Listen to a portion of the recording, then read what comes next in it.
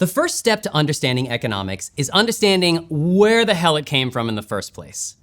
When it comes to comprehending complex human systems, a little context is key. You may have heard of this guy, Adam Smith.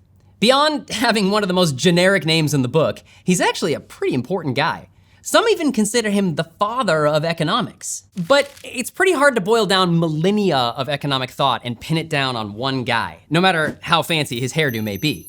So, much like young Sophie from the jukebox musical Mamma Mia, we're gonna do some daddy sleuthing. Because when we find out where something came from, we can better understand where we are now. When we say economics, we're talking about the study of the production, distribution, and consumption of stuff. We have tons of economic laws and systems in place today to help the world run more smoothly, hopefully. Our economic system here in the US is a regular dancing queen. A complicated tango of free market forces, but not too many free market forces, and government interventions, but not too many government interventions, creating some sticky social, political, and philosophical questions. There have been lots of different thoughts about economics over time, because it's so hard to answer that central economic question.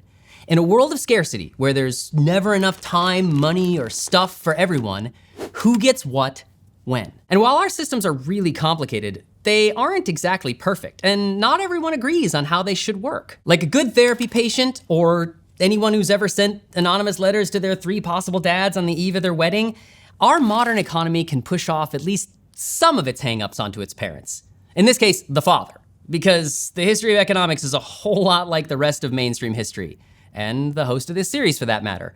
Very white and very male. So to get to the why of our current system, it's time for an economic paternity test. Structured economies have been around for thousands of years. Pretty much as soon as written language was a thing, it was used to record important economic rules and guidelines.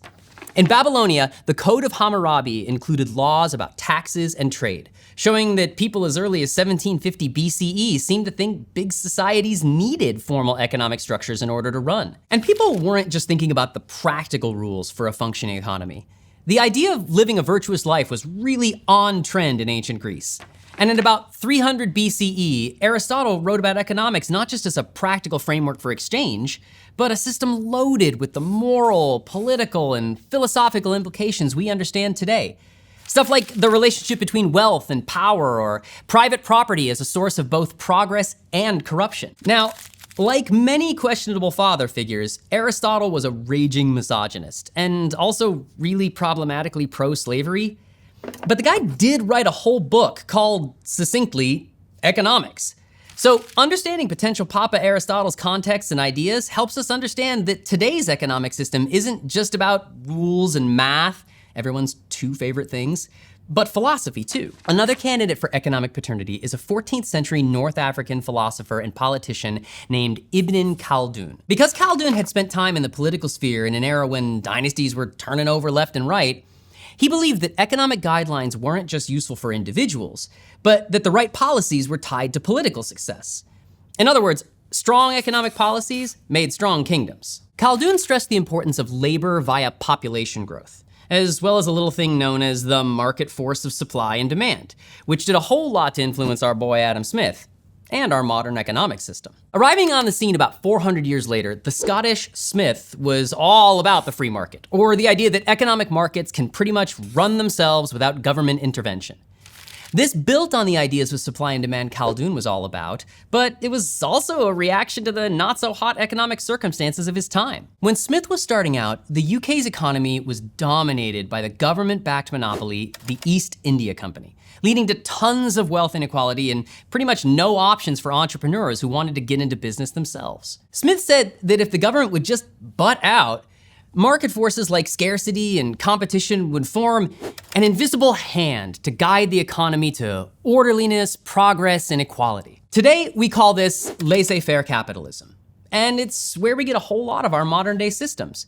But he only got there thanks to generations of economic thinkers before him. 2 other pretty important father figures in the econ family tree come along about 100 years later. In response to rapid industrialization and widening wealth gaps thanks to ye olde industrial revolution, Karl Marx and Friedrich Engels pushed back against Smith's ideas. Like Aristotle, these guys had some thoughts about private property too. Namely, that the means of production, like that factory belching smoke into the distance, should be owned by the workers providing the labor rather than the upper-class, cigar-smoking fat cat in the corner office. Marx and Engels published the Communist Manifesto in 1848, outlining their vision for the best answer to the scarcity question in a more effective economy. Through the Communist Manifesto, Marx and Engels became the fathers of two other babies of economic theory: communism and socialism. And while there are no pure communist or social economies today, these systems really influence some systems that do exist, like Canada's government-funded healthcare or France's state-owned airline. Even in the US, where for many people both communism and socialism are dirty words, residents benefit from government programs like Social Security and public schools. And then there's Papa John.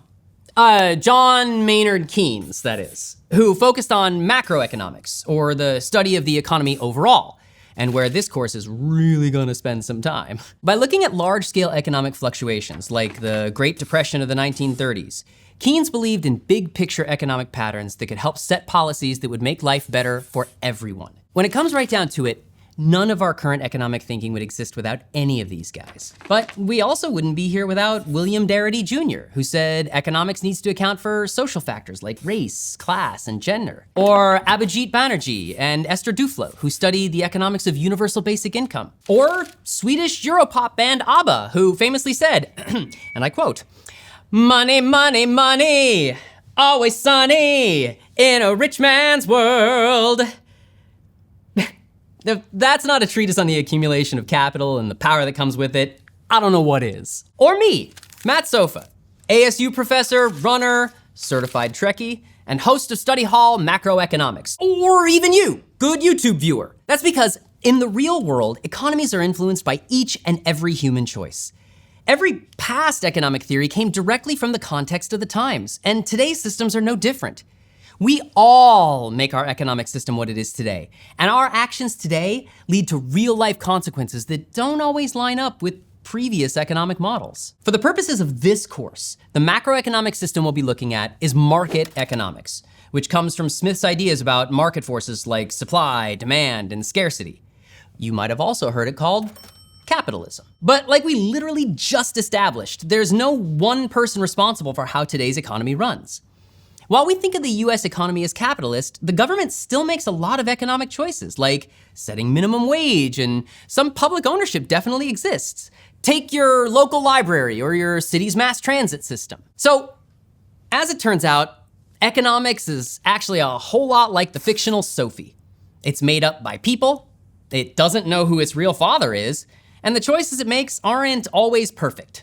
Although, unlike Sophie, it's not much of a belter. In the end, we care about family trees because they give us context and understanding for who we are today, and also hints about potentially life-threatening heritable diseases. Understanding the systems the fathers, mothers, and non-binary parental icons before us built up helps us know today's economic systems and its intricacies, eccentricities, and imperfections. If you're enjoying this series and are interested in taking the full Study Hall Macroeconomics course and earning college credit from ASU, check out gostudyhall.com or click on the button to learn more.